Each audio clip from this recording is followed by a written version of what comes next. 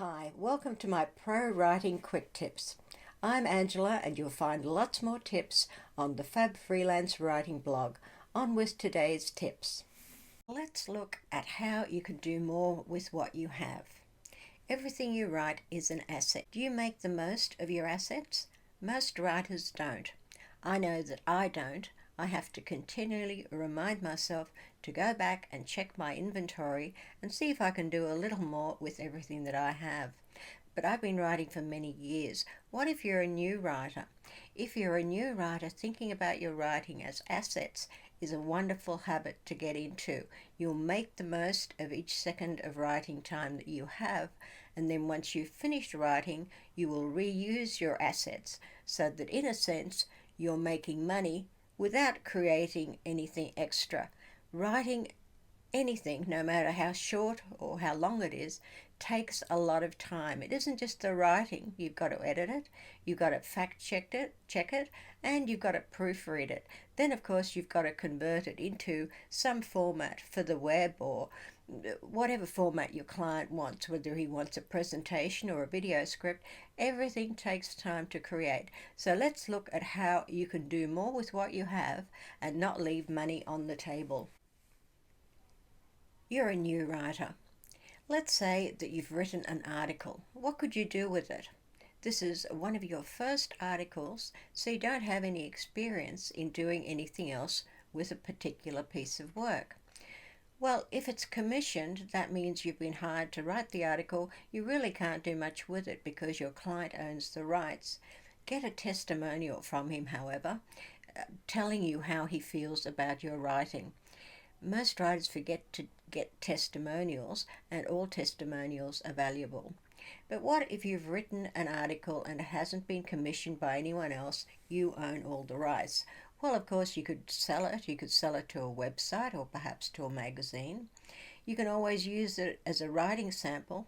You can post snippets of it to social media. You can use the entire article as a blog post and then use little snippets for Twitter and Facebook and Google+. You can also use the article in an ebook. However, always consider what you can do with an article, because if you've written it once, there will be pieces or bits and pieces inside the article on which you can expand. For example, here's one of my articles, Write and Sell Websites 5 Tips. Now, I've given you 5 tips in that article. Each tip could break out into a new article. For example, we've got the first tip here, establish a revenue model for the website. You could do a couple of articles on revenue models. You could make a list of the different types of revenue models and then do further articles on each particular type. So buried within each piece of writing that you've created, and this applies to fiction as well as nonfiction, are seeds of more writing. So as a new writer, get into the habit of checking your inventory at least once a week. You're an experienced writer. You've got lots and lots of inventory, and half the time I'm sure you don't consider your inventory at all when you're writing something new. You don't consider that it has potential to make more money for you with very little effort. So the big takeaway from this guide is that everything you write is an asset and use it. Let's look at what you can do with promotional articles. Promotional articles are those articles that you write to promote your writing and your writing services. Most writers do quite a lot of it these days, simply to get new clients or to sell their ebooks or books. When you've written a promotional article, you can create a version of that article that you want to sell. Your article for your blog might be 500 words. You can create a version of 1200 words and sell it. You can also use it in a newsletter and, of course, use it as social media content too. But what about ebooks? Ebooks are ripe for making more money with, so to speak, if you'll excuse the dangling preposition. You can create a light version, you can create an advanced version, you can even create a website from the ebook. This might be an excellent idea.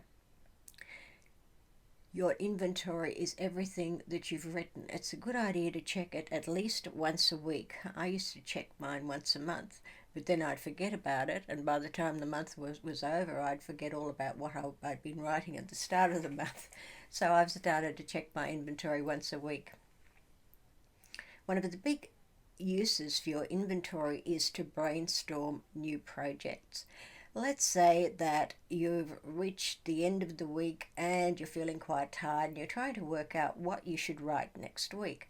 Have a look over your inventory. You might find that you've written something that leads you to think, well, I could mention company X in this article.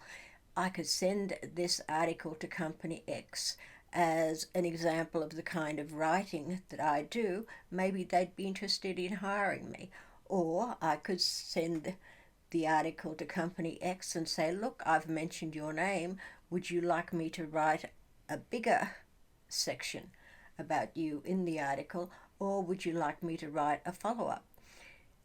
It's always wise to think about how you can use things that you've written, because as I've said, writing anything takes a long, long time. It's very easy to read an article or to read an ebook. It might only just take minutes or it might take a couple of hours, but if something takes a couple of hours to read, it probably took the writer at least a month or so to write. So we're hard workers and we should make the most of what we have. So please don't leave money on the table. You do more with what you have, and I need to make a note to myself too to do more with what I have. Okay, that's all for now. Thank you so much for watching. I hope you enjoyed it. And if you'd like more tips, you'll find them on Fab Freelance Writing blog. There's usually a new post every weekday and sometimes on the weekends too. And of course, you can contact me either by leaving a comment here, please do, or by leaving a comment on the blog or sending me an email message. Thank you for watching. Bye now.